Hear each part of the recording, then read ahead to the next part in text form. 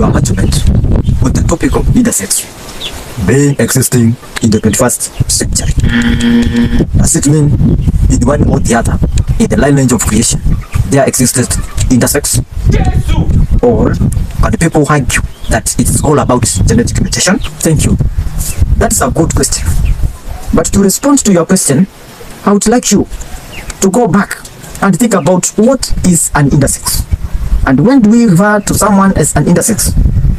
We can simply say an intersex is a person who is born with both male and female sex organs. So, from there now, we can go to the biblical story of creation and argue from that point. Remember, during creation, God created man, and he gave man the responsibility to name all other animals. In the process of naming, God saw that it was not good for the man to be alone, but he needed a helper. That means that if God never saw that the man was alone, the man would continue with the work of procreation alone. That tells us the original man was able to procreate. What comes in my mind?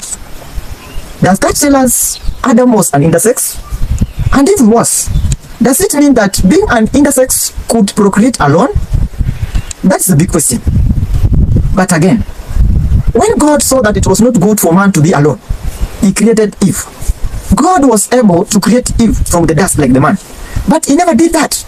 He laid man to sleep. And then from the ribs of the man, he created the woman. What might be the main aim of creating the woman from the man?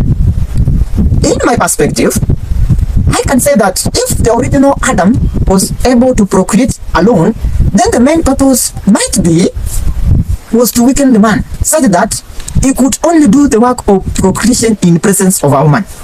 Therefore, God meant Eve to help man in the process of procreation. Now, when we come to the definition of marriage, we say a man and a woman, they will leave their parents and they abide to each other and they become one. What is the meaning of that one? The one takes us back to the original Adam who was created by God. Now when the two come together, they become one and they are able to do the work of procreation.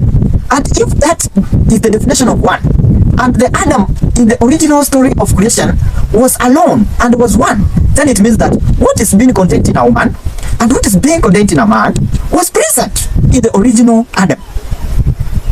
Therefore, that can be proven in one way or the other.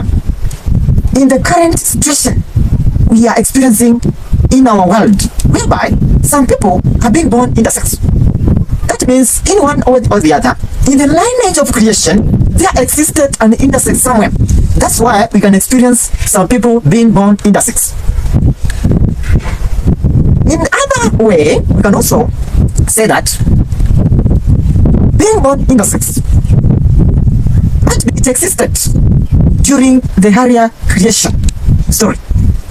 And therefore, because God made man to sleep and he removed from the man a rib and made the woman, he weakened the man such that being an intersex will never enable a man to do the work of procreation again alone.